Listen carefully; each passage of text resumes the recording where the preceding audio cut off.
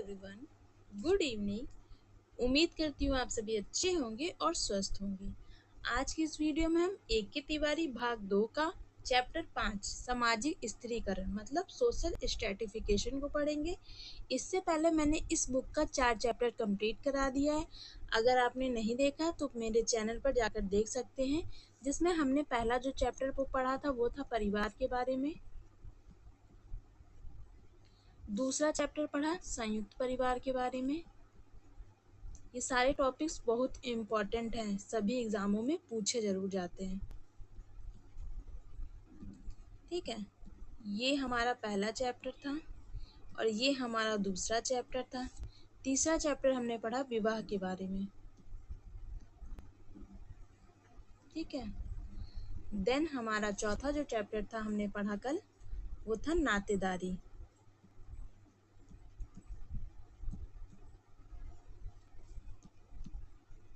और आज हम पांचवा चैप्टर पढ़ेंगे सामाजिक स्त्रीकरण, जिसे सोशल स्ट्रेटिफिकेशन कहते हैं। ये video NTA UGC net UP PGT और समस्त जो सोशियोलॉजी समाज शास्त्र के एग्ज़ाम होते हैं सबके लिए बहुत ही उपयोगी है। तो अगर आपने मेरे चैनल को सब्सक्राइब नहीं किया तो मेरे चैनल को सब्सक्राइब कर दें। तो चलिए देर ना करते हुए आज की वीडियो हम शुरू करते हैं। आज हम पढ़ेंगे सोशल स्ट्रेटिफिकेशन के बारे में। इसमें हमें बहुत नए नए कॉन्सेप्ट मिलेंगे पढ़ने को, याद करने वाली चीज़ें होंगी। सामाजिक स्त्रीकरण समाज की एक महत्वपूर्ण अवधारणा है। स्त्रीकरण समाजशास्त्र में भूगर्भशास्त्र मतलब जियोलॉजी से 1940 के दशक में आया है। जिस प्रकार मिट्टी की परतें होती हैं उसी प्रकार समाज भी कई स्तरों में बटा होता है। मतलब समाज क्या होता है, कई स्तर होता है।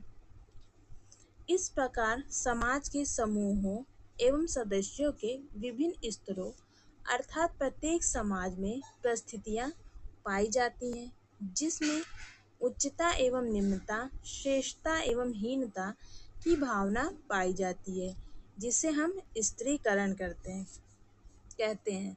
अतः स्त्रीकरण एक सार्वभौमिक वास्तविकता है जो प्रायः प्रत्येक समाज में कम या किसी समाज में अधिक मात्रा में पाई जाती है।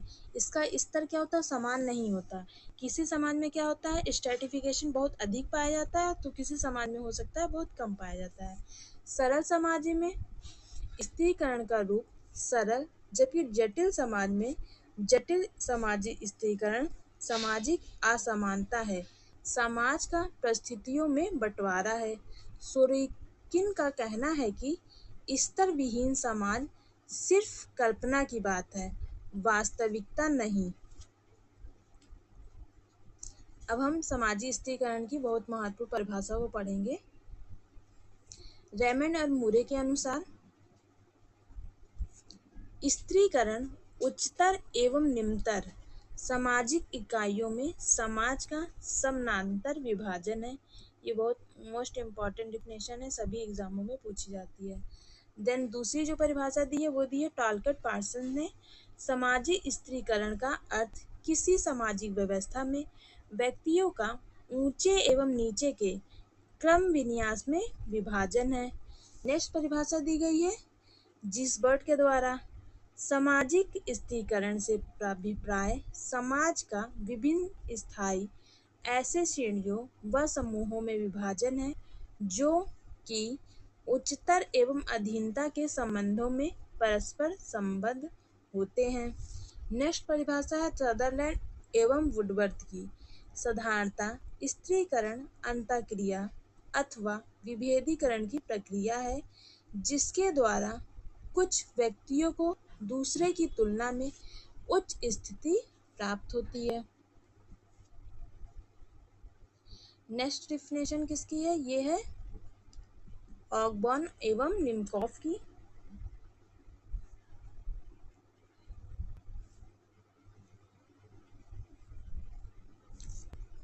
वह प्रक्रिया जिसके द्वारा व्यक्तियों एवं समूहों को थोड़े बहुत परिस्थितियों के उच्चता एवं निम्नता के क्रम में श्रेणीबद्ध किया जाता है, स्त्रीकरण के नाम से जानी जाती है।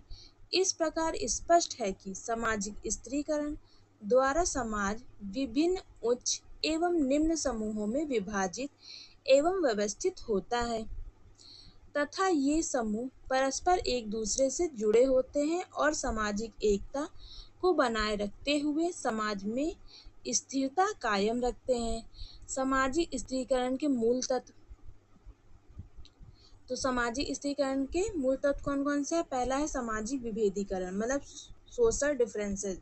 जब समाज में विभेद उत्पन्न होता है तभी सामाजिक स्तरों का विकास होता है। कहने का तात्पर्य है कि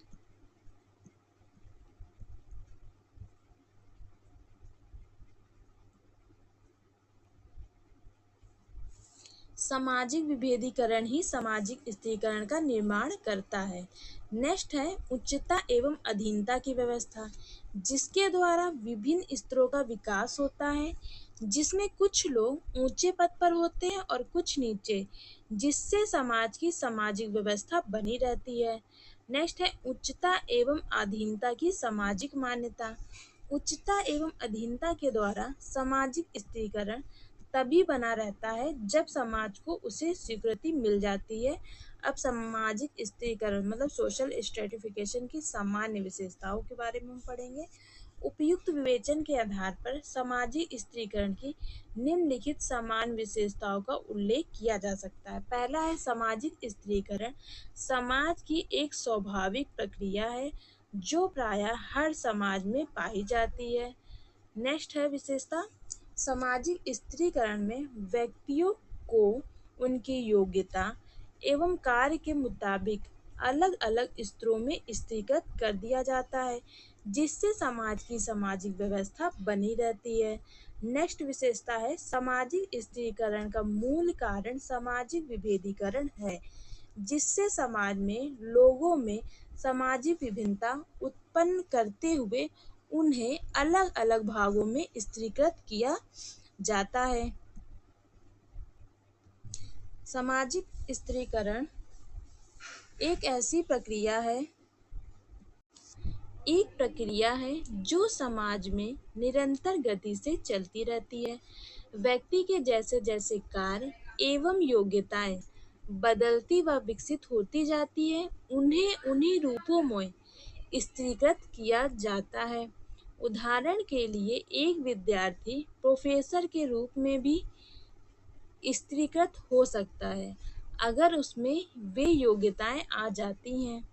नेक्स्ट विशेषता है सामाजिक स्त्रीकरण की। सामाजिक स्त्रीकरण समाज में विभिन्न श्रेणियों का विकास होता है जिन्हें सामाजिक स्वीकृति प्राप्त रहती है तथा जो अपेक्षाकृत स्थायी होती है। स्थायी क्या होता है? जिसमें परिवर्तन नहीं होता है, और अस्थायी क्या होता है? जिसमें लगातार परिवर्तन होता रहता है। नेक्स्ट सामाजिक स्त्रीकरण की विशेषता है सामाजिक स्त्रीकरण समाज का विभिन्न इकाइयों में विभक्तिकरण है, जिससे समस्त इकाइयां उच्चतर एवं निम्नतर के क्रम में व्यवस्थित हो जाती हैं, जिनमें एक निश्चित क्रम पाया जाता है। नेक्स्ट है सामाजिक स्त्रीकरण की विशेषता है सामाजिक स्त्रीकरण दो भिन्न भिन्न वर्गों में भेद कर सामाजिक स्त्रीकरण दो भिन्न भिन्न वर्गों में भेद होता है, परंतु एक वर्ग के लोगों में एक सामूहिक चेतना पाई जाती है जिसको वर्ग चेतना क्लास कॉन्शियसनेस कहते हैं। वर्ग चेतना कब उत्पन्न होती है? जब हमारे अंदर अपने हितों के प्रति जागरूकता उत्पन्न हो जाती है। नेक्स्ट सामाजिक स्त्रीकरण की विशेषता है सामाजिक स्त्रीकरण में कहीं भी शुद्ध रूप से खुले या बंद वर्ग नहीं मिलते। जाति और सामाजिक वर्ग को सामाजिक स्त्रीकरण के उदाहरण के रूप में अवश्य माना जा सकता है, परंतु न जाति एक पूरी तरह से बंद वर्ग है और न वर्ग एक तरह से खुली श्रेणी है।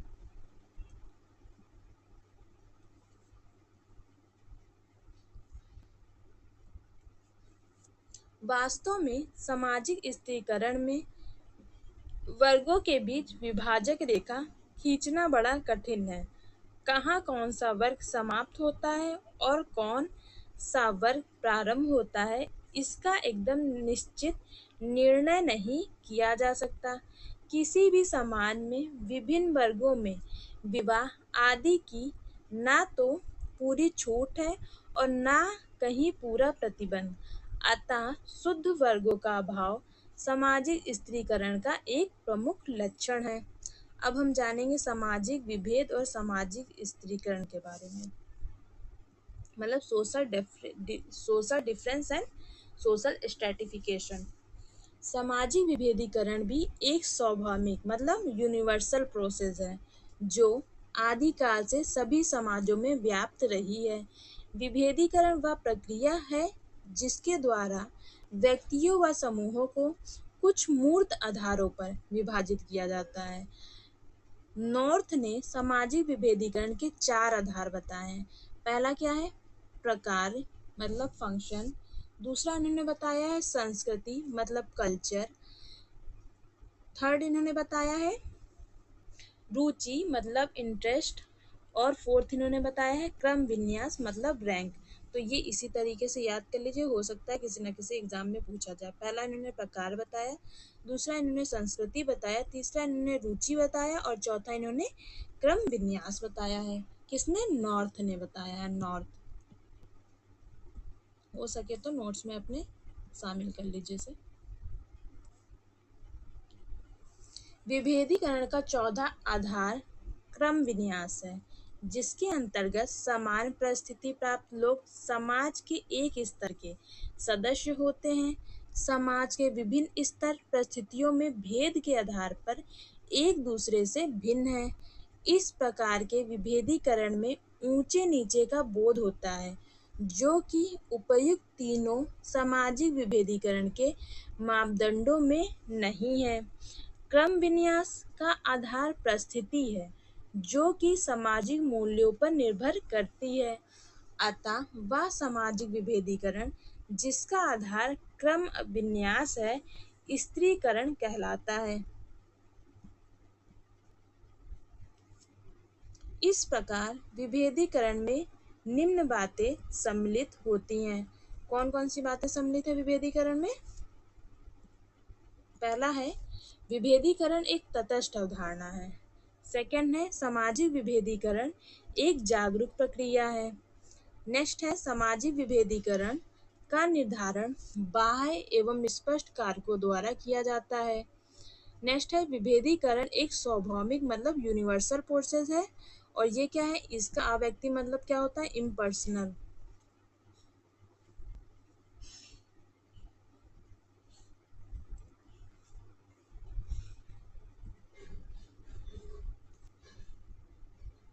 जब सामाजिक विभेदीकरण में उच्चता एवं अधीनता, श्रेष्ठता व हीनता, उच्च एवं निम्न का भाव जुड़ जाता है, तो वही सामाजिक विभेदीकरण सामाजिक स्त्रीकरण कहलाता है।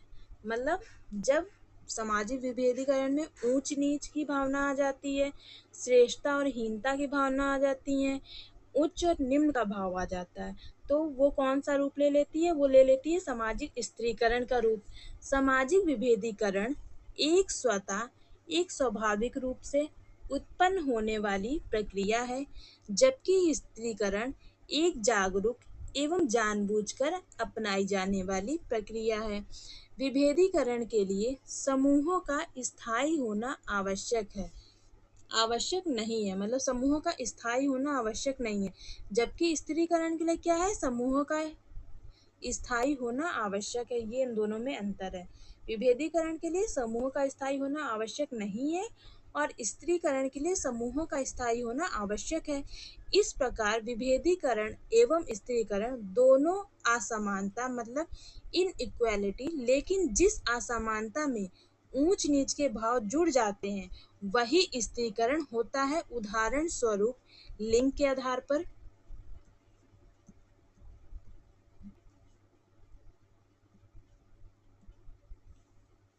स्त्री एवं पुरुष का विभाजन विभेदीकरण है, जबकि पुरुष का श्रेष्ठ तथा स्त्री को हीन मानना ही स्त्रीकरण है।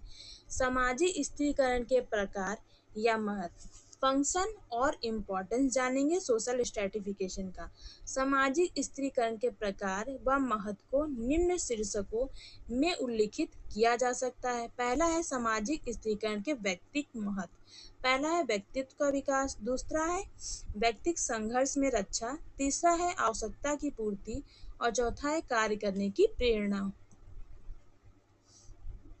नेक्स्ट है सामाजिक स्त्रीकरण का सामाजिक महत्व, सामाजिक एकीकरण, सामाजिक संगठन, सामाजिक संकलन, सामाजिक संघर्ष से रक्षा और श्रम विभाजन। नेक्स्ट है मनोवैज्ञानिक महत्व, जिसमें क्या आएगा, मानसिक संतोष और मनोवृत्तियों का निर्धारण आएगा। अब हम पढ़ेंगे सामाजिक स्त्रीकरण के आधार के बारे में। स्त्रीकरण विश्व के सभी समाजों में पाया जाता है, जिसके निर्धारण का आधार समाज द्वारा निर्धारित किया जाता है। पार्सन्स ने समाज में परिस्थिति निर्धारण के 6 आधारों का उल्लेख किया है, जिसे स्त्रीकरण के लिए उपयुक्त कहा जा सकता है। वे हैं नातेदारी समूह की सदस्यता, दूसरा है व्यक्तिगत विशेषताएं, तीसरा है अर्जित उपलब्धियां, चौथा है द्रव्य जात और पांचवा और सत्ता और अंतिम और लास्ट है शक्ति। पार्सन ने सामाजिक परिस्थिति निर्धारण के 6 आधार बताए हैं। कौन कौन से? पहला बताया है नातेदारी समूह की सदस्यता, दूसरा बताया है व्यक्तिगत विशेषताएं, तीसरा बताया है अर्जित उपलब्धियां, चौथा बताया है द्रव्य जात, पांचवा बताया सत्ता और छठा बताया शक्ति। कार्ल मार्क्स स्त्रीकरण का एकमात्र आधार आर्थिक बताते हैं। समाज में विभाजन एवं असमानता के लिए आर्थिक कारक उत्तरदायी ठहराते हैं। मार्क्स के विचार को एक पक्षीय या एक स्तरीय कहा जाता है। सोरोकिन व मैक्स वेबर सामाजिक स्त्रीकरण के लिए 3 आधारों का महत्वपूर्ण मानते हैं। सोरोकिन ने स्त्रीकरण के लिए आर्थिक, राजनीतिक और व्यवसायिक मतलब इकोनॉमिक, पॉलिटिकल और ऑक्यूपेशनल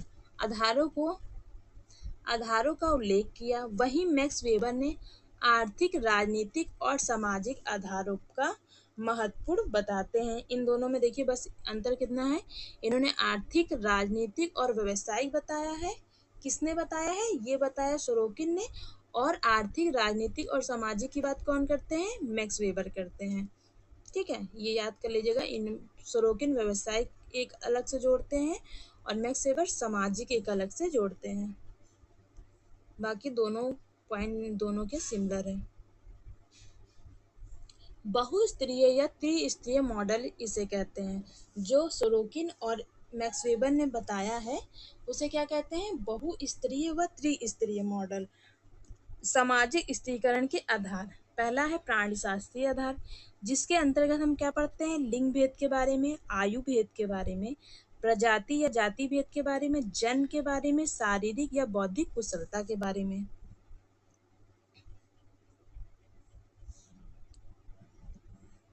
नेक्स्ट हम पढ़ते हैं सामाजिक सांस्कृतिक आधार। इसके अंतर्गत हम क्या पढ़ते हैं? संपत्ति, व्यवसाय, धर्म और राजनीतिक शक्ति के बारे में।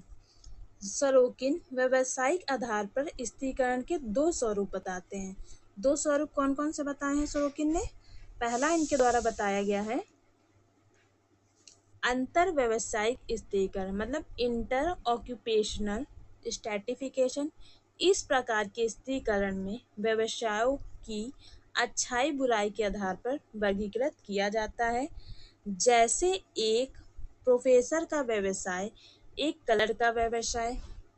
भारतीय सामाजिक व्यवस्था में विद्यमान जाति व्यवस्था इसका सर्वोत्तम उदाहरण है। नेक्स्ट इन्होंने बताया है दूसरा अंतः व्यवसायिक मतलब इंट्रा ऑक्यूपेशनल स्ट्रैटिफिकेशन। एक ही प्रकार के व्यवसाय में लोगों का स्त्रीकृत होना। इस प्रकार के स्त्रीकरण की विशेषता है उदाहरणार्थ प्रथम श्रेणी के मजिस्ट्रेट, द्वितीय श्रेणी के मजिस्ट्रेट व अवैतनिक मजिस्ट्रेट का पैसा समान होने पर भी इन तीनों का व्यावसायिक स्तर समान नहीं है।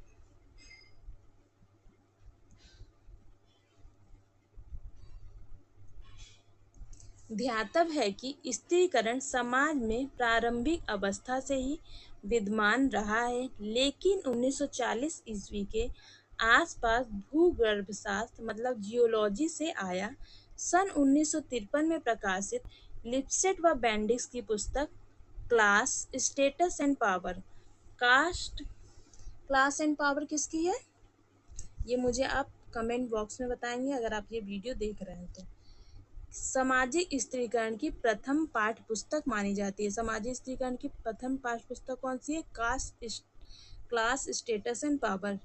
लिपसेट एंड बेंडिक्स सामाजिक स्त्रीकरण के 3 आधार बताते हैं: वर्ग, परिस्थिति और शक्ति। इसी को इसमें हिंदी में लिखा है, क्लास मतलब वर्ग, स्टेटस मतलब परिस्थिति, पावर मतलब शक्ति। इसी प्रकार आंद्रे बेते ने भारतीय समाज के अध्ययनों उपरांत सन 1958 में कास्ट क्लास एंड पावर नामक पुस्तक की रचना की। वे वेबर के त्रिस्तरीय मॉडल के आधार पर समाज में स्त्रीकरण के 3 आधारों का उल्लेख किया है। इन्होंने क्या आधार बताया? जाति, वर्ग, शक्ति। मतलब कास्ट जाति, क्लास वर्ग, पावर शक्ति। जॉनसन परिवार को स्त्रीकरण की इकाई मानते हैं, अर्थात स्त्रीकरण का आधार परिवार है। समाज 2 प्रकार के पारिवारिक समूहों में बटा होता है। पहला वह परिवार जो पहले से ही उच्च व सम्मानित रहा है, उन्हें अभियंतर समूह मतलब कोर ग्रुप कहते हैं। जबकि दूसरा वह परिवार जो अपने प्रयासों में आगे बढ़ने का प्रयास करते हैं, जिन्हें आगंतुक मतलब अराइविस्ट कहते हैं।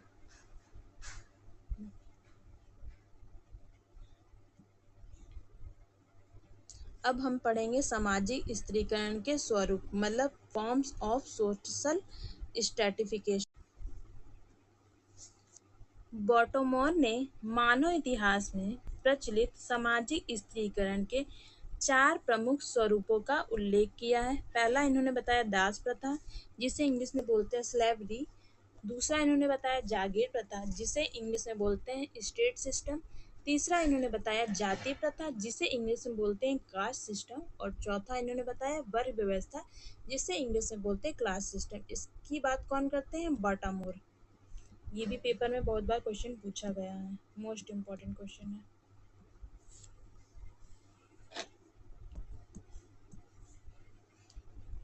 दास प्रथा मतलब स्लेवरी। मानव इतिहास में दास प्रथा भी एक महत्वपूर्ण सामाजिक व्यवस्था का स्वरूप रहा है। यह असमानता के चरम रूप का प्रतिनिधित्व करता है, जिसमें व्यक्तियों के कुछ समूह पूर्ण रूप से अधिकारों से वंचित रहते हैं।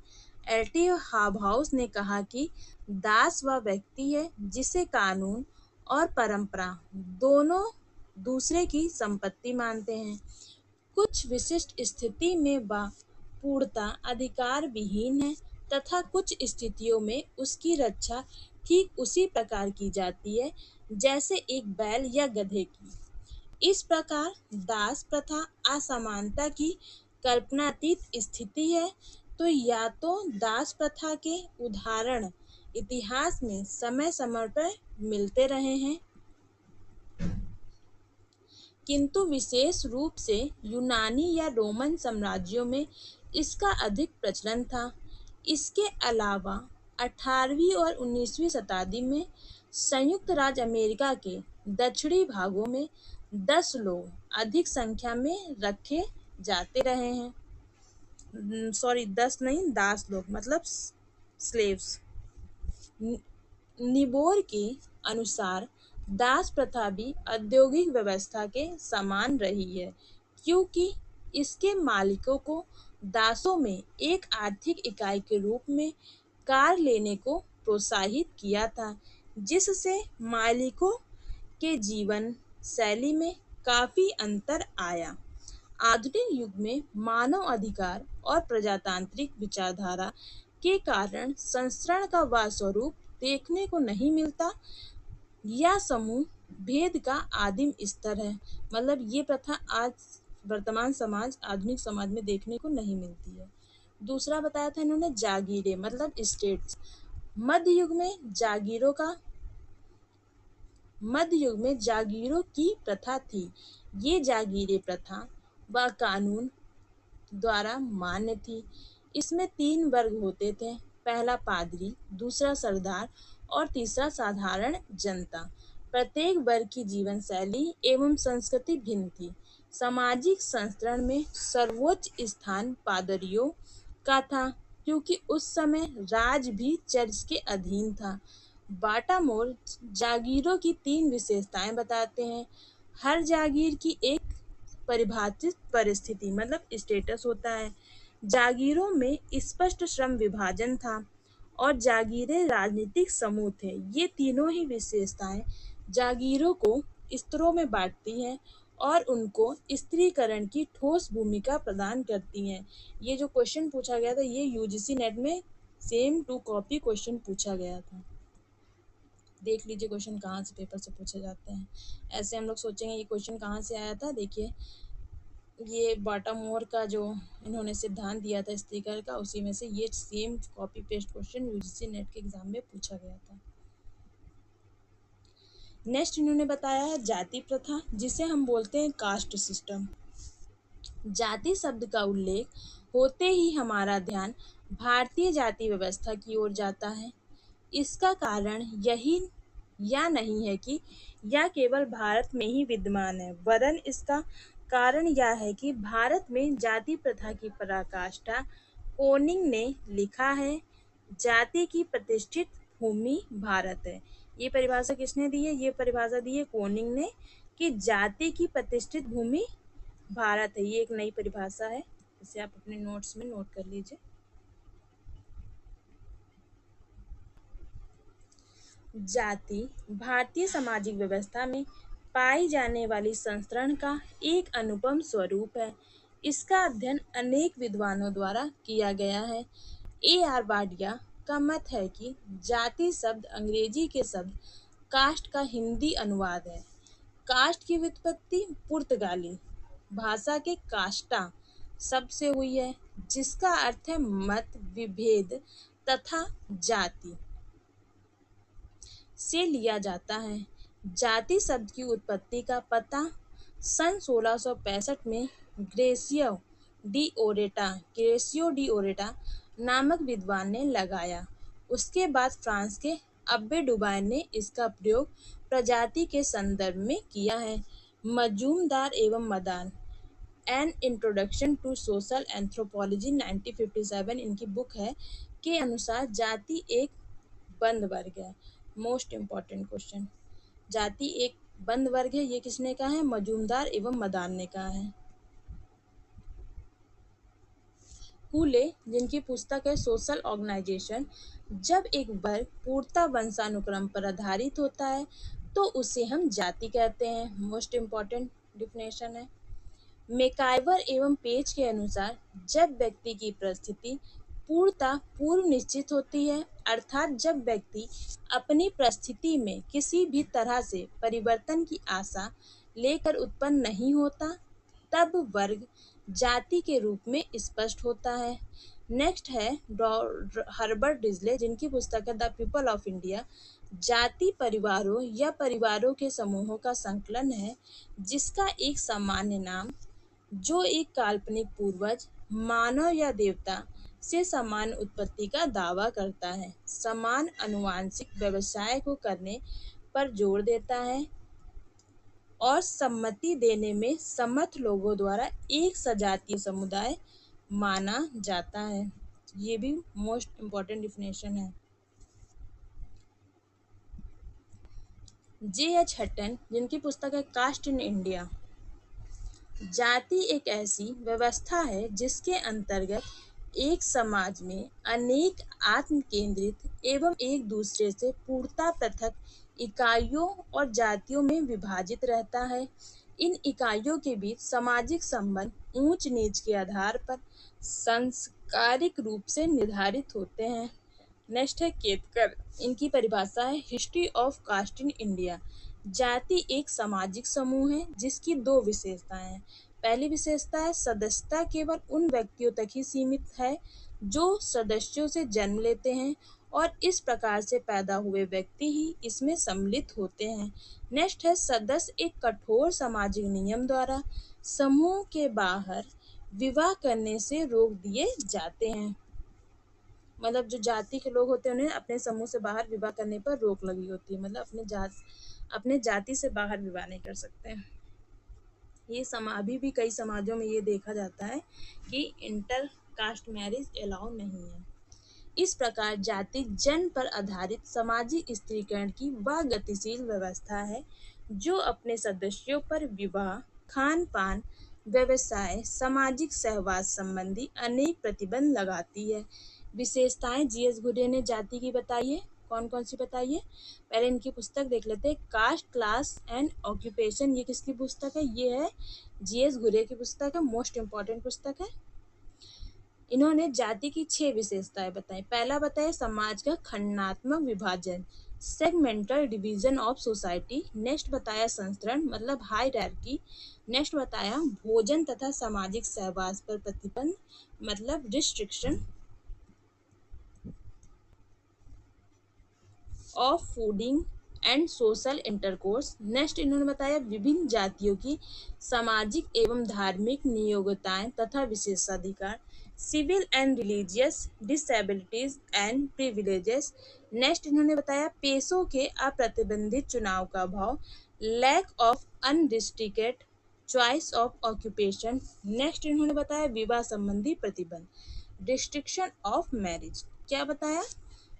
घुरिये के द्वारा 6 जाति की विशेषताएं बताई गई हैं, जिसमें हमने पहली कौन सी जानी ये एक बार आप फिर से देख लीजिए।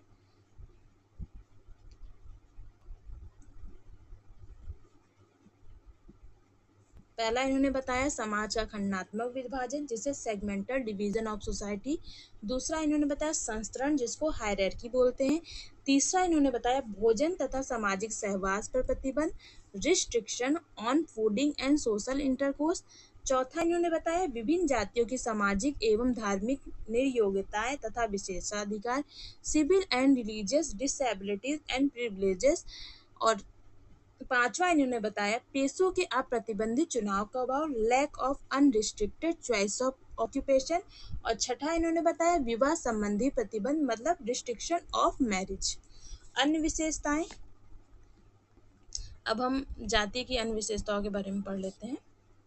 पहला है जन्मजात सदस्यता मतलब इनबॉर्न मेंबरशिप। मतलब जाति क्या होती है? प्रदत्त होती है, ये हम समाज में आने के बाद अचीव नहीं करते हैं। और नेक्स्ट है एक विशिष्ट नाम, अ स्पेसिफिक नेम। नेक्स्ट है जाति का राजनीति रूप मतलब political form of caste. Kingsley Davis की पुस्तक है ह्यूमन सोसाइटी। इसमें इन्होंने जाति की 7 विशेषताएं बताई हैं। जीएस घुरिये ने 6 बताई थी और किंग्सले डेविस ने जाति की 7 विशेषताएं बताई हैं। पहला है जाति की सदस्यता वंशानुगत होती है। दूसरा है जाति की सदस्यता जन्मजात होती है। तीसरा जाति अंतर्विवाही समूह है। चौथा है जाति अपने सदस्यों पर एक दूसरे के साथ खान पान, सामाजिक सहवास, सहयोग, संपर्कों आदि पर प्रतिबंध लगाती है। पांचवा है प्रत्येक जाति का एक नाम होता है जो कि जातीय चेतना को बल देता है। छठा है जाति का परंपरागत व्यवसाय होता है। सातवां है प्रत्येक जाति के मध्य श्रेष्ठता व हीनता की भावना पाई जाती है। जाति के संबंध में विभिन्न विद्वानों के विचार। मैक्स वेबर के अनुसार जाति प्रणाली की उसकी विशेषताओं के आधार पर परिभाषित करने का प्रयत्न किया जाता है। उसने जाति को परिस्थिति समूह के रूप में देखा, अर्थात ऐसा समूह जिसमें सदस्यों को उनकी सामाजिक आर्थिक स्थिति तथा जीवन स्तर के आधार पर जाना जाता है। इस प्रकार के समूहों पर उनकी सामाजिक अंतःक्रिया को सुनिश्चित करने के लिए प्रतिबंध लगाए जाते हैं। उदाहरण के लिए कौन किससे शादी करेगा और एक व्यक्ति क्या काम कर सकता है। समय के अंतराल के बाद इसने जाति विशेषताओं का रूप ले लिया, क्योंकि इन विशेषताओं ने जातियों को परिभाषित करना आसान बना दिया। वेबर के अनुसार सामाजिक संगठन ब्राह्मण विचारधारा पर आधारित थी। हिंदुओं के कर्म धर्म एवं संस्कार के दार्शनिक विचारों की ओर संकेत करता है। हिंदू मान्यता के अनुसार प्रत्येक पवित्र हिंदू अपने पूर्व जन्म के क्रम और धर्म के कारण विशेष जाति कुल में जन्म लेता है।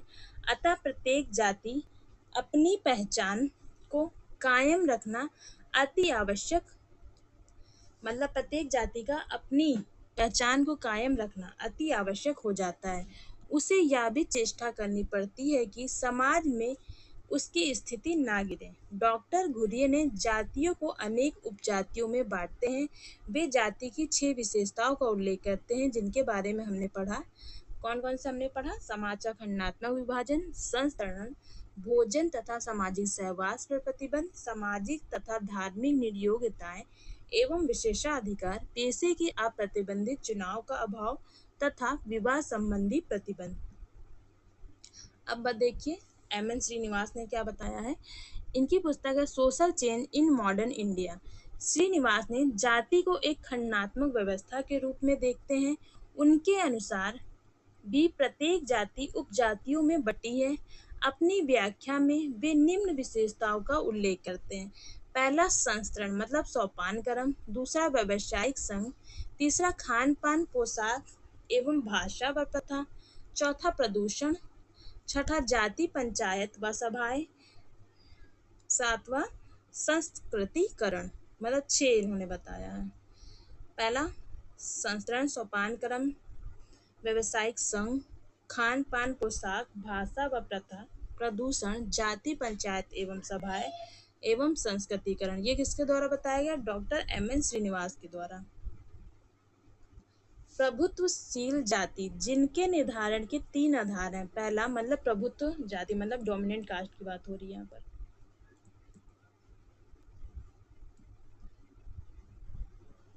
संख्यात्मक शक्ति होता है, भूस्वामित्व के माध्यम से आर्थिक स्थिति और राजनीतिक शक्ति, ये डोमिनेंट कास्ट की विशेषताएं हैं। लुईस डूमा के अनुसार जाति पर काफी कुछ अध्ययन फ्रांसीसी विद्वान लुईस डूमा ने किया, जिसकी चर्चा उन्होंने अपनी पुस्तक होमो हायरार्किस जो 1917 में आई थी। ड्यूमा ने जाति के 3 प्रमुख गुणों को बल दिया। पहला उन्होंने सोपान क्रम, दूसरा उन्होंने दूरी और तीसरा इन्होंने श्रम विभाजन बताया। ड्यूमा भी जाति को विभक्त रूप में देखते हैं। उनके अनुसार इसका तात्पर्य यह नहीं है कि जाति सिर्फ उपभागों में बटी है और प्रत्येक उपभाग एक दूसरे से स्वतंत्र है, बल्कि प्रत्येक खंड अपने ऊपर वाले खंड का भाग है या कुछ कुछ प्याज के छिलके की भांति है। एक छिलका उतारने पर नई परत सामने आती है, जिसके नीचे वैसी ही कई परतें होती हैं। ये सभी परतें मिलकर प्याज बनती है। ये परिभाषा किसने दी है? लुईस ड्यूमा ने दी है। ये एग्जाम में पूछा गया क्वेश्चन है। ड्यूमा के अनुसार जाति व्यवस्था खंडों का योग है। प्रत्येक खंड दूसरे खंड के साथ सोपानबद्ध संबंध में व्यवस्थित होता है। इसमें दूसरा खंड शामिल होता है। जातियों की इस असमानता एवं संबंध को ड्यूमा ने इनकम्पासिंग और इनकम्पास कहा है। प्रभुत्वशाली जातियां मतलब डोमिनेंट कास्ट, वे जातियां जो कर्मकांडीय रूप से उच्च ना हो, फिर भी संपत्ति, राजनीतिक शक्ति एवं संख्यात्मक शक्ति के आधार पर उच्च परिस्थिति रखती हो। इनकम्पासिंग और इनकम्पास का क्या मतलब है? जातिगत सोपानक्रम के वर्णन हेतु ड्यूमा द्वारा प्रयुक्त ये अवधारणा है। प्रत्येक जाति में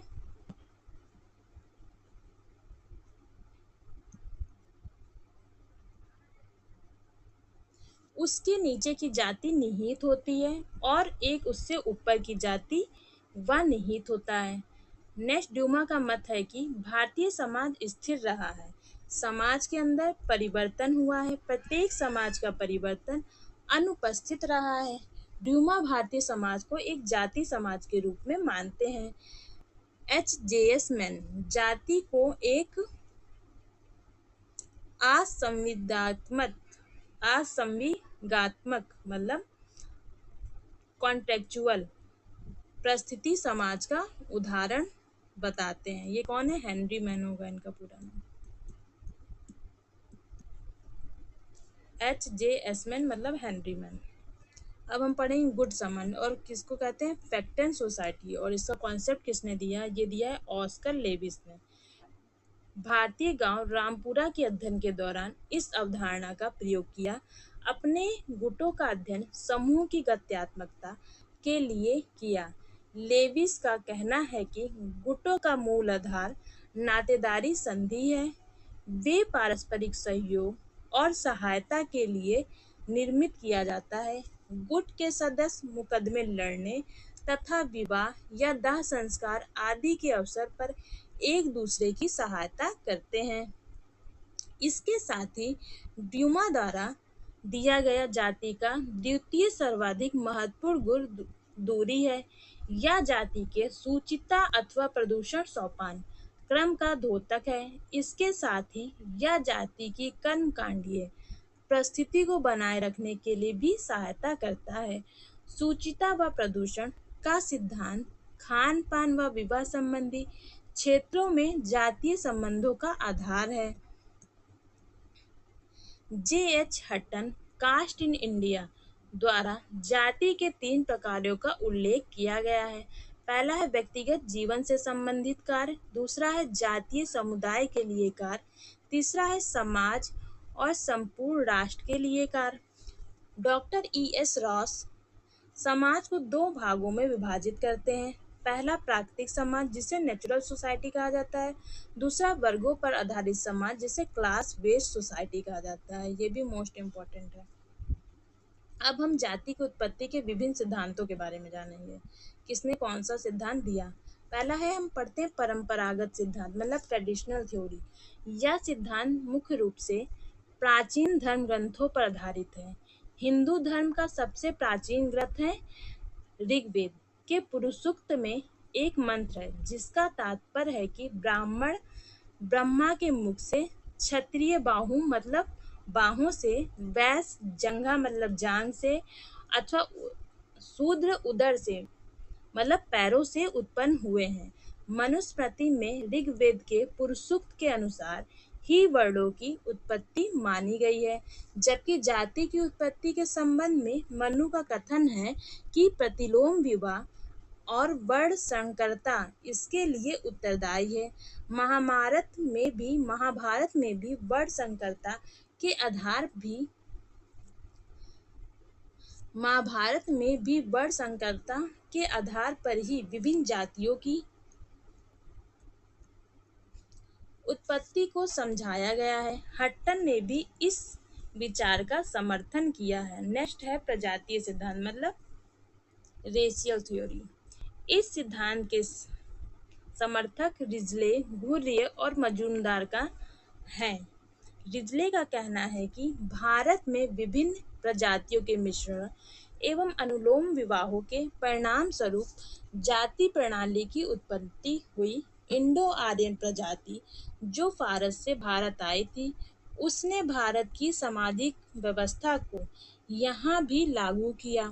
आर्य लोग जो कि विजेता थे, वे अपने साथ अधिक स्त्रियां नहीं लाए थे।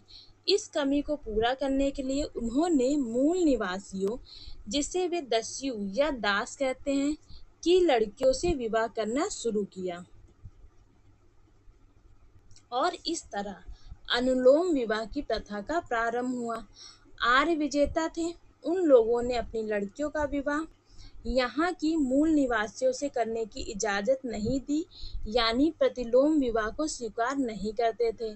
डिजले का कहना है कि जब आर्य लोगों की अपनी स्त्रियों की आवश्यकता पूरी हो गई, तो उन्होंने अनुलोम विवाह की प्रथा को बंद कर दिया और ये आक्रमणकारी समूह विभिन्न जातियों में बदल गए। घुर्ये भी प्रजातीय कारक को महत्वपूर्ण मानते हैं। रक्त शुद्धता की भावना के कारण ही आर्यों एवं अनार्यों में कई उच्च एवं निम्न समूह बने।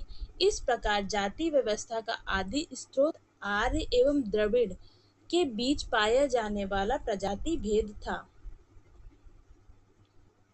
मजूमदार का कहना है कि आर्य जब आए तो वे अपने साथ अपनी सामाजिक व्यवस्था भी लाए थे, जिनके अनुसार वहाँ समाज 3 वर्गों में विभाजित था। वे परस्पर विवाह नहीं करते थे। यहाँ के द्रविड़ों को उन्होंने निम्न श्रेणी में रखा।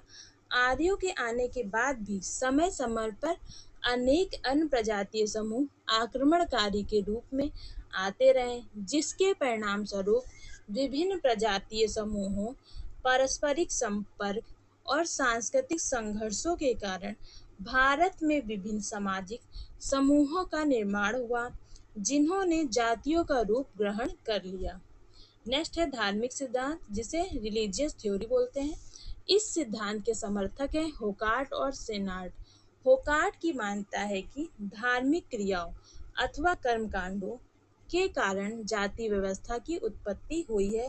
प्राचीन भारत में धर्म का बहुत महत्व था। राजाओं को ईश्वर का अवतार समझा जाता था। राजा धार्मिक क्रियाओं का प्रतिनिधि था। उसने अन्य क्रियाओं को करने के लिए अनेक समूहों का अलग अलग पद, प्रतिष्ठा या सम्मान प्रदान किए। धीरे धीरे कालांतर में धार्मिक आधारों पर बने ये ही समूह जातियों के रूप में विकसित हुए। इन जातियों द्वारा अपनाए गए पेशों से संबंधित पवित्रता या अपवित्रता की धारणा के आधार पर विभिन्न जातियों का स्तर ऊंचा या नीचा निश्चित हुआ। सेनाट ने भोजन, विवाह और सामाजिक सहवास से संबंधित निषेधों के आधार पर जाति प्रणाली की उत्पत्ति को समझाने का प्रयत्न किया। आपने बतलाया कि पारिवारिक पूजा तथा कुल देवता में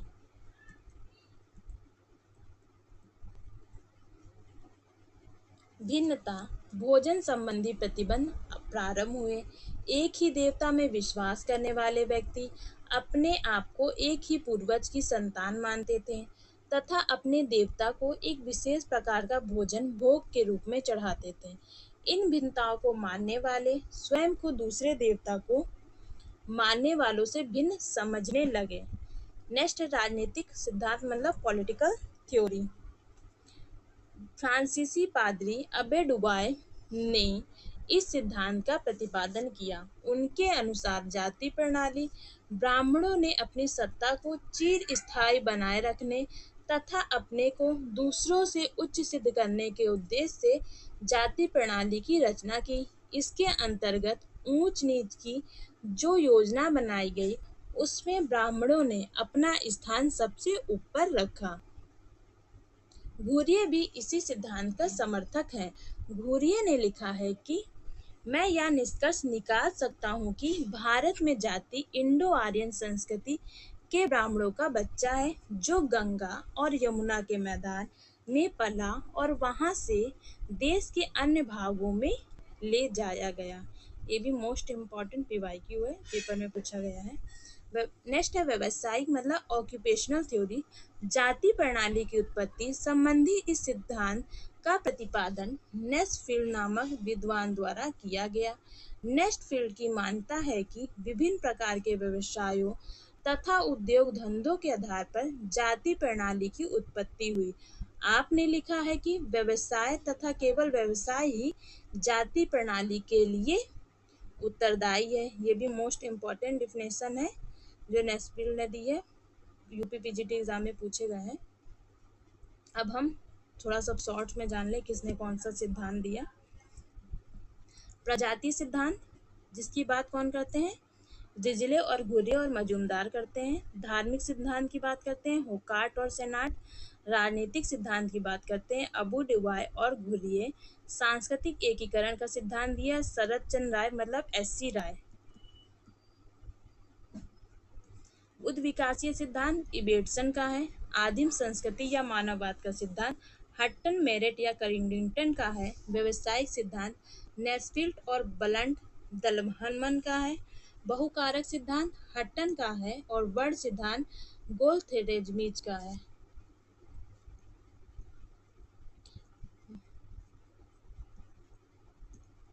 माना का सिद्धांत हट्टन ने जाति उत्पत्ति से संबंधित माना का सहारा लिया।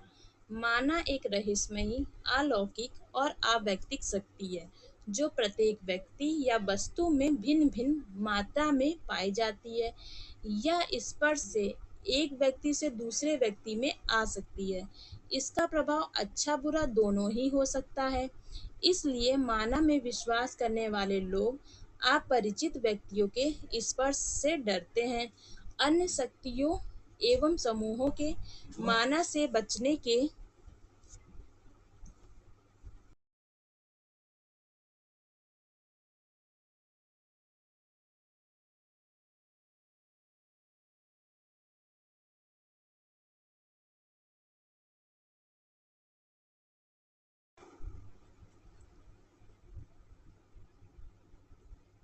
लिए अंतर्विवाह, खान-पान एवं सामाजिक सहवास संबंधी निषेध लागू किए गए। आर्य जब भारत में आए तो उनके सामाजिक और राजनीतिक प्रभाव ने भारत में ऊंच नीच के भेदभाव को अपनाया। आर्यों में पहले से ही सामाजिक वर्गों की निश्चित श्रेणियां थीं और भारत के मूल निवासियों में भी माना की शक्ति के आधार पर अनेक निषेध पाए जाते थे एवं समूह विभाजन भी था। किंतु यहाँ के मूल निवासियों में ऊंच नीच का भेदभाव नहीं था। यह आर्यों के प्रभाव के कारण ही पैदा हुआ। हट्टन ने जाति प्रथा की उत्पत्ति के लिए अनेक कारकों जैसे भौगोलिक पृथक्करण, खान-पीन खान-पान संबंधी निषेध, माना में विश्वास, विभिन्न प्रजातियों एवं संस्कृतियों का संघर्ष, वर्णों का विकास तथा प्रशासकों की आर्थिक एवं प्रशासकीय नीतियाँ आदि को भी स्वीकार किया है। वर्ग व्यवस्था मतलब क्लास सिस्टम के बारे में अब हम पढ़ेंगे। वर्ग भी सामाजिक स्त्रीकरण का एक सार्वभौमिक स्वरूप है। विश्व में कोई भी ऐसा समाज नहीं जहाँ वर्ग ना पाया जाता हो। वर्तमान समाज में वर्ग स्त्रीकरण का प्रमुख स्वरूप हो गया है। मार्क्स व्यक्ति को सामाजिक प्राणी के स्थान पर वर्ग प्राणी कहना अधिक उपयुक्त मानते हैं। वर्ग भी समाज में आदिकाल से प्रचलित रहा है। आयु, लिंग, शिक्षा, आय आदि के आधार पर वर्ग बनते रहे हैं। वर्ग की एक प्रमुख विशेषता है कि इसके निर्माण का आधार जन्म ना होकर अन्य आधार है। अन्य मतलब इस इससे क्या करते हैं, हम अचीव करते हैं मतलब अर्जित करते हैं अपने गुणों, अपने स्किल्स के द्वारा, कौशल के द्वारा। आगबन एवं निमकॉफ के अनुसार एक सामाजिक वर्ग ऐसे व्यक्तियों का योग है जिनकी एक दिए हुए समाज में अनिवार्य रूप से समान सामाजिक स्थिति होती है। अब हम जानेंगे सोशल स्ट्रेटिफिकेशन मतलब स्ट्रेटिफिकेशन और हायरार्की मतलब स्त्रीकरण और संस्तरण के बारे में। उपयुक्त दोनों अवधारणाओं का प्रयोग समानार्थी किया जाता है जो गलत है। यह सत्य है कि दोनों असमानता है, लेकिन इस समानता के बावजूद इनमें भिन्नता है। जब असमानता जन्म व वंशानुक्रम पर आधारित होती है तथा इसके आधार पर इनमें श्रेष्ठहीनता पाई जाती है तो उस असमानता को संस्तरण कहते हैं। यह मुख्यतः अनौपचारिक व बंद समूहों की विशेषता है जिसमें परिवर्तन असंभव है। इसलिए जाति को संस्तरित व्यवस्था कहा जाता है। लेकिन वैसी असमानता जिसमें व्यक्ति या समूह अपनी योग्यता के आधार पर परिवर्तन कर सकता है उसे स्त्रीकृत व्यवस्था कहते हैं। वर्ग व्यवस्था व औपचारिक या खुले समूह को स्त्रीकृत व्यवस्था माना जाता है। गुडलर के अनुसार इसको गोल्डनर बोला जाता है, यहाँ पे पता नहीं गोल्डनर क्यों लिखा है, गोल्डनर।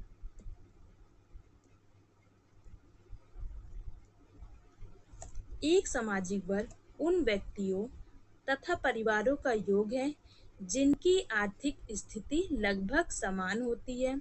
मैक्स वेबर के अनुसार हम एक समूह को तब तक वर्ग कहते हैं जब तक उस समूह के लोगों को जीवन के कुछ अवसर समान रूप से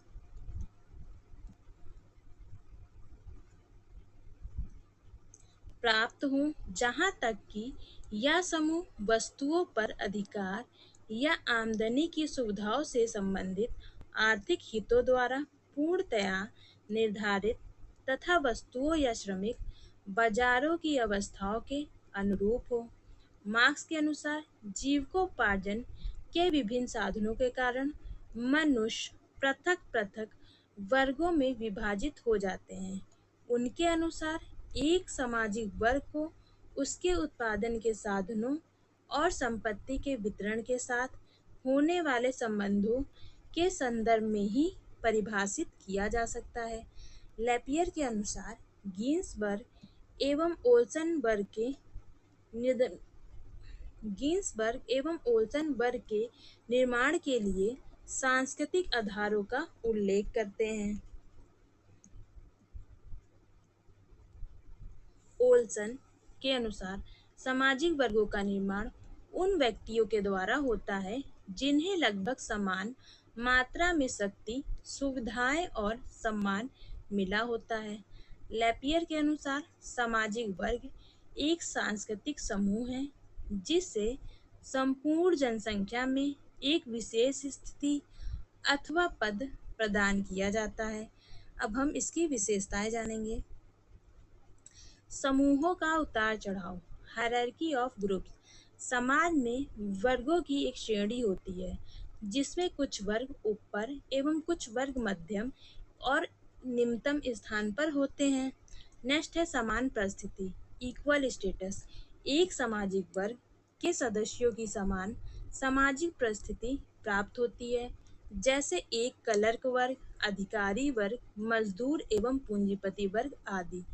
नेक्स्ट है ऊंच नीच की भावना, feeling of superiority and inferiority. फिर वर्ग चेतना, जिसे क्लास कॉन्शियसनेस कहते हैं। नेक्स्ट है जन्म का महत्व नहीं। सामाजिक वर्ग में क्या होता है, जन्म को महत्व नहीं दिया जाता है। नो एम्फेसिस ऑन बर्थ, कम स्थिरता, लेस स्टेबल होती है। पूर्णतया अर्जित, कंप्लीटली अचीव्ड होता है सामाजिक वर्ग। बिरस्टेड वर्ग विभाजन के 7 आधारों का उल्लेख करते हैं। पहला है संपत्ति, धन एवं न्याय, प्रॉपर्टी, वेल्थ एंड इनकम। दूसरा है परिवार एवं नातेदारी, फैमिली एंड किनशिप। तीसरा है निवास की स्थिति, लोकेशन ऑफ रेजिडेंस। चौथा है निवास स्थान की अवधि, ड्यूरेशन ऑफ रेजिडेंस। पांचवा है व्यवसाय की प्रकृति, नेचर ऑफ ऑक्यूपेशन। छठा है शिक्षा, जिसे बोलते हैं एजुकेशन। और सातवां और लास्ट है धर्म, जिसे कहा जाता है रिलीजन। इसकी बात कौन करते हैं, बिरस्टीट करते हैं। सामाजिक स्त्रीकरण के विभिन्न सिद्धांतों के बारे में अब हम जानेंगे। सामाजिक स्त्रीकरण क्यों और किन कारणों से निर्धारित होती है, इस संबंध में विभिन्न विद्वानों ने जो विचार व्यक्त किए हैं उन्हें सामाजिक स्त्रीकरण के सिद्धांत के नाम से संबोधित किया जाता है। बोटोमार ने स्त्रीकरण के सिद्धांत को 3 भागों में बांटा है। किसने बांटा है, बोटोमोर ने।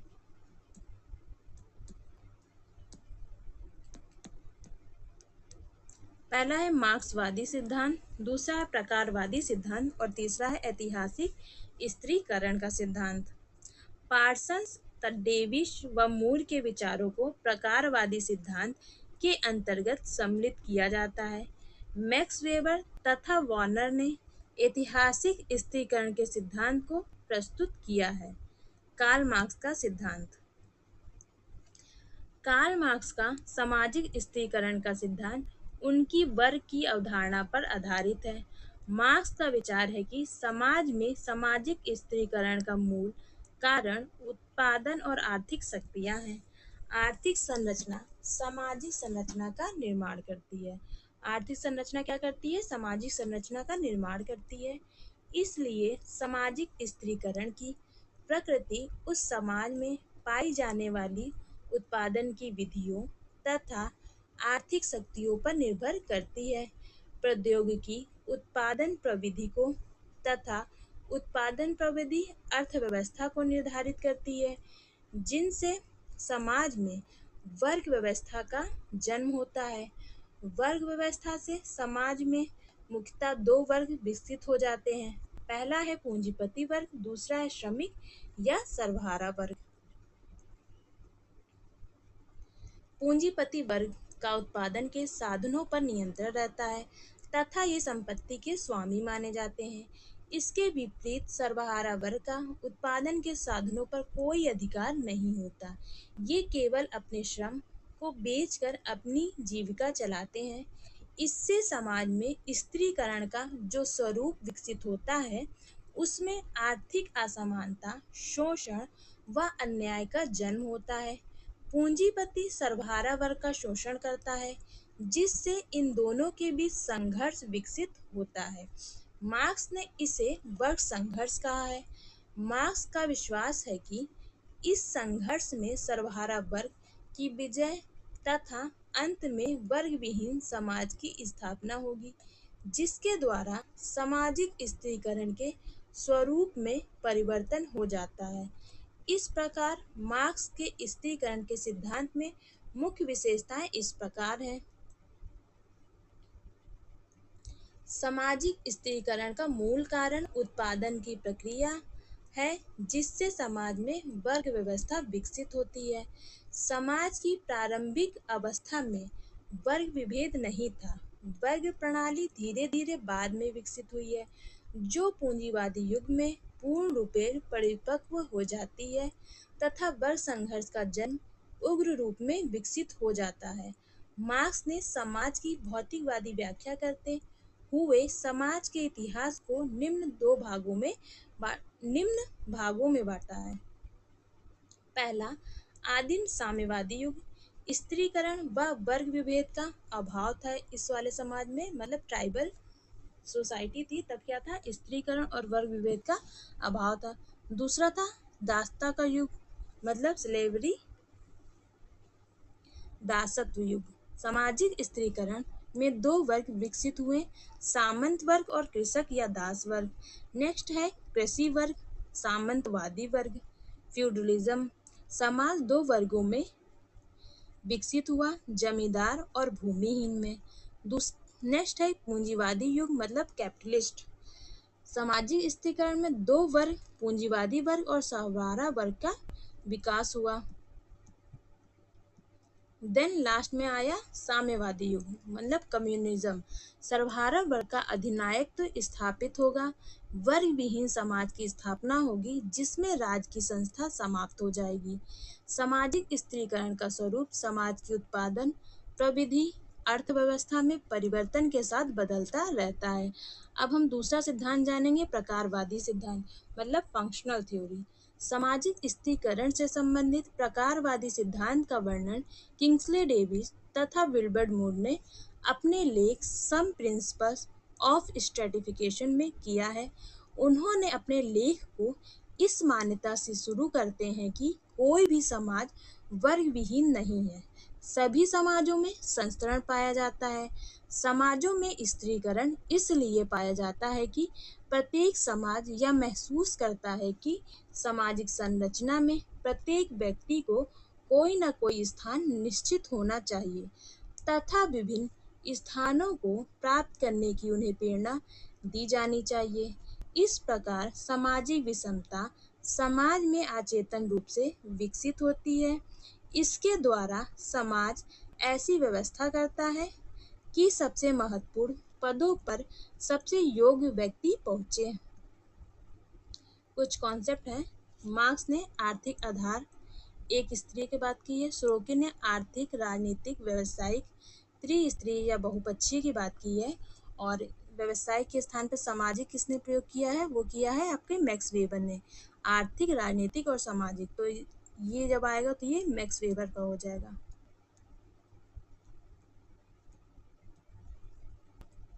आर्थिक, राजनीतिक और सामाजिक। मैक्स वेबर ये लिखा तो है, आर्थिक, राजनीतिक, सामाजिक, त्रिस्तरीय या बहुपक्षीय की बात करते हैं। लिमसिट व बेंडिक्स वर्ग, परिस्थिति व शक्ति की बात करते हैं। आंद्रे बेती जाति, वर्ग और शक्ति की बात करते हैं। पार्सन्स परिस्थिति और सामाजिक मूल्य की बात करते हैं। वार्नर सम्मान व परिस्थिति समूह की बात करते हैं। सी राइट मिल्स शक्ति अभिजात, आर्थिक शक्ति प्लस राजनीतिक शक्ति प्लस सैनिक शक्ति की बात सी राइट्स मिल करते हैं। देन ट्यूमन क्या करते हैं, परिस्थिति प्लस शक्ति की बात करते हैं। माइकल यंग योग्यता तंत्र का सिद्धांत, थ्योरी ऑफ मेरिटोक्रेसी की बात करते हैं। कॉक्स जाति वर्ग प्रजाति की बात करते हैं। डेविस का कहना है कि समाज के विभिन्न पदों के लिए विभिन्न बुद्धि एवं योग्यता की आवश्यकता पड़ती है। जो पद सामाजिक दृष्टि से अधिक महत्वपूर्ण होते हैं, ऐसे पदों के लिए अधिक पुरस्कार की आशा की जाती है। महत्वपूर्ण कार्यों को करने के लिए विशेष प्रतिभा एवं प्रशिक्षण की आवश्यकता होती है। कुछ प्रशिक्षण कठिन एवं खर्चीले होते हैं, अतः उन्हें सभी व्यक्ति प्राप्त नहीं कर सकते। इसलिए इन पदों के लिए समाज अधिक सुविधा एवं पुरस्कार की व्यवस्था करता है। उदाहरण के लिए समाज में डॉक्टर, इंजीनियर, आईएएस के पद आदि महंगे और अधिक परिश्रम के बाद प्राप्त होते हैं, बजाय एक अध्यापक एवं चतुर्थ श्रेणी के अधिकारी मतलब कर्मचारी के पद के। अतः इन पदों के लिए समाज द्वारा अधिक वेतन एवं सुविधाओं की व्यवस्था की गई है। डेविस के अनुसार समाज 3 प्रकार का पुरस्कार देता है। प्रथम है समाज में वस्तुएं देता है, जो व्यक्तियों के जीवन धारण एवं आराम के लिए आवश्यक होती है, अर्थात आर्थिक प्रोत्साहन। द्वितीय क्या है, समाज मन बहलाव, सौंदर्य तथा बोधात्मक प्रकृति वस्तुएं प्रदान करता है। तृतीय है समाज आत्मसम्मान एवं अहम की तुष्टि करने वाली वस्तुएं प्रदान करता है, अर्थात प्रतीकात्मक। उदाहरण के लिए वीरता प्रदर्शित करने वाले सैनिकों को परमवीर चक्र और महावीर चक्र प्रदान किए जाते हैं। राष्ट्रपति द्वारा दी जाने वाली भारत रत्न, पद्म विभूषण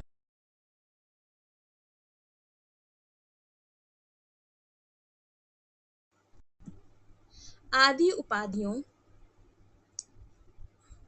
राष्ट्रपति द्वारा दी जाने वाली भारत रत्न, पद्म विभूषण तथा पद्मश्री आदि उपाधियां सम्मानजनक पुरस्कार हैं। इस प्रकार जब समाज में कुछ लोगों को अधिक अधिकार, पुरस्कार और सेवाएं मतलब सुविधाएं प्रदान की जाती हैं और कुछ को कम, तो समाज में स्वतः ही स्त्रीकरण पैदा हो जाता है। डेविस का मत है कि यह सिद्धांत बंद और खुला दोनों पर लागू होता है, क्योंकि स्त्रीकरण में व्यक्तियों का नहीं वरन पदों का क्रम विन्यास होता है। भारत में भी पदों का महत्व एवं कार्यों की प्रकृति के अनुसार क्रम विन्यास पाया जाता है। इस प्रकार स्पष्ट है कि स्त्रीकरण एक सार्वभौमिक तथ्य है। डेविस और मूरे के प्रक्रियात्मक सिद्धांत की आलोचना मेल्विन ट्यूमन द्वारा किया गया। ट्यूमन का कहना है कि यह कैसे कहा जा सकता है कि समाज में कौन सा कार्य अधिक महत्वपूर्ण है और कौन सा काम कम महत्वपूर्ण है। समाज में बहुत सी ऐसी परिस्थिति होती है जिससे आप लोगों को कोई मतलब नहीं होता, तो उनके लिए उस परिस्थिति का कोई महत्व नहीं होता। डेविस व मूर शायद यह भूल गए कि प्रत्येक परिस्थिति के साथ शक्ति की मात्रा जुड़ी होती है। जिस परिस्थिति के साथ जितनी शक्ति की मात्रा होगी, वह परिस्थिति उतनी ही महत्वपूर्ण होगी। कलेक्टर की परिस्थिति समाज में अधिक महत्वपूर्ण है, इसलिए है उसे किसी भी कर्मचारी को दंडित करने की शक्ति प्राप्त है। माइकल यंग द्वारा योग्यता तंत्र का सिद्धांत मतलब theory of meritocracy Michael young के द्वारा दी गई थी, जिसमें यह कहा गया कि यह ध्यान रखना चाहिए कि योग्य लोग ही योग्य पद पा सके। यंग की पुस्तक है द राइज ऑफ मेरिटोक्रेसी, बहुत इंपॉर्टेंट पुस्तक है और ये थ्योरी मोस्ट इम्पॉर्टेंट है, सभी एग्जाम में पूछे जाते हैं। नेक्स्ट है पार्सन्स का सिद्धांत। पार्सन संपत्ति को परिस्थिति निर्धारक में एक महत्वपूर्ण कारक मानते हैं। उनका कहना है कि कुछ पद समाज में महत्वपूर्ण होते हैं जो योग्य व्यक्तियों द्वारा भरे जाते हैं। कौन सा पद महत्वपूर्ण है? पार्सन्स का कहना है कि उस समाज के मूल्यों और लक्ष्यों पर निर्भर करता है। यदि समाज एकता में विश्वास करता है तो उसके लक्ष्य दूसरे होंगे, और संघर्ष में विश्वास करता है तो उसके लक्ष्य बिल्कुल भिन्न होंगे। इस प्रकार स्त्रीकरण का आधार सामाजिक मूल्यों और लक्ष्यों पर निर्भर करता है। नेक्स्ट थ्योरी है मैक्स वेबर का सिद्धांत। वेबर मार्क्स की तरह वर्ग को स्त्रीकरण के लिए महत्वपूर्ण मानते हैं। वेबर ने कहा कि आर्थिक कारक के साथ साथ शक्ति और सम्मान का भी महत्व होता है। आपके अनुसार संपत्ति से वर्ग भेद उत्पन्न होता है, शक्ति के अधिकारों से राजनीतिक दल बनते हैं, और सम्मान में अंतर होने से परिस्थिति समूह या स्तर बनते हैं। वेबर ने भी परिस्थिति समूह या दल के आधार पर स्त्रीकरण की व्याख्या की है। जिस वर्ग के लोगों के पास संपत्ति होती है वे एक समुचित सम्मान के साथ एक परिस्थिति समूह के सदस्य हो जाते हैं, और कालांतर में उनको शक्ति मिल जाती है। नेक्स्ट है वार्नर का सिद्धांत। इन्होंने प्रतिष्ठा मूलक सिद्धांत दिया था। वार्नर का सिद्धांत। वार्नर वेबर से प्रभावित थे। आपने सम्मान और परिस्थिति समूह को वर्ग का आधार माना। आपने उन आधारों को जानने का प्रयास किया कि एक अमेरिकी दूसरे को क्रम विन्यास में रखते हैं। वार्नर ने अपने यांकी सिटी वार्नर ने किसका अध्ययन किया था? यांकी सिटी, ये बहुत इंपॉर्टेंट है, के अध्ययन में स्त्रीकरण का ख्याति सूचक उपागम रेपुटेशनल अप्रोच का उपयोग किया। ख्याति सूचक उपागम से तात्पर्य उस दृष्टिकोण से है जिसमें वर्ग का निर्धारण इस आधार पर होता है कि व्यक्ति स्वयं को किस वर्ग में रखता है और उसे लोग किस वर्ग में मानते हैं। वर्ग का निर्धारण मात्र आय से नहीं बल्कि प्रतिष्ठा, व्यवसाय, जीवन शैली जैसी व्यक्तिनिष्ठ आधारों से होता है। वार्नर ने अपनी श्रेणियों के प्रमापीकरण की दिशा में 6 वर्गों का विकास किया।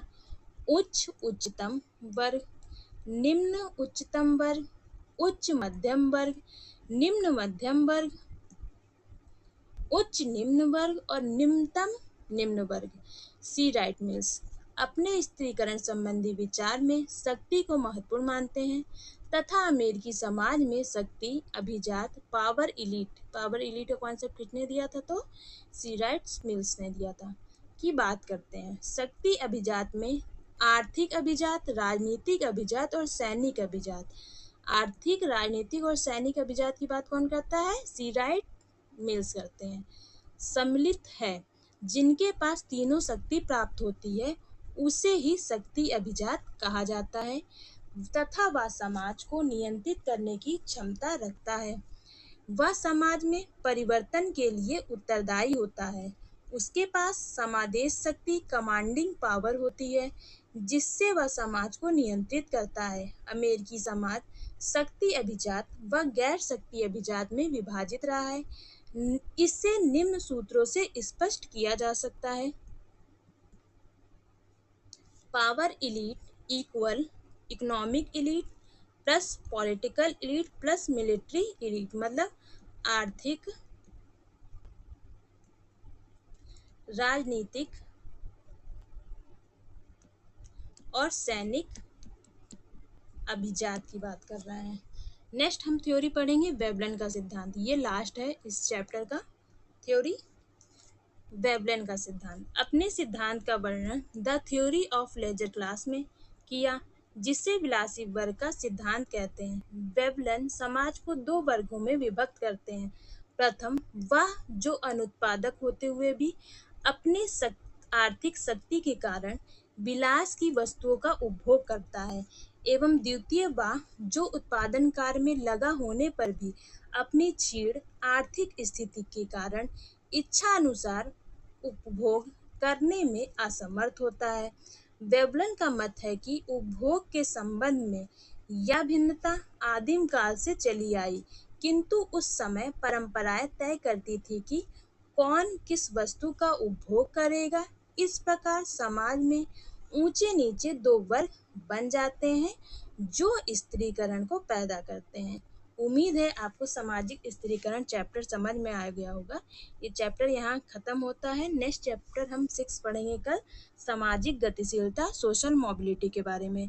और अगर आपको वीडियो पसंद आई हो तो वीडियो को लाइक, शेयर एंड सब्सक्राइब जरूर कर दें, क्योंकि मैंने देखा है कि कम से कम 80% लोगों ने मेरे चैनल को सब्सक्राइब नहीं किया, 100% लोगों में से। तो आप लोगों से विनती है कि मेरे चैनल को सब्सक्राइब जरूर करें। धन्यवाद।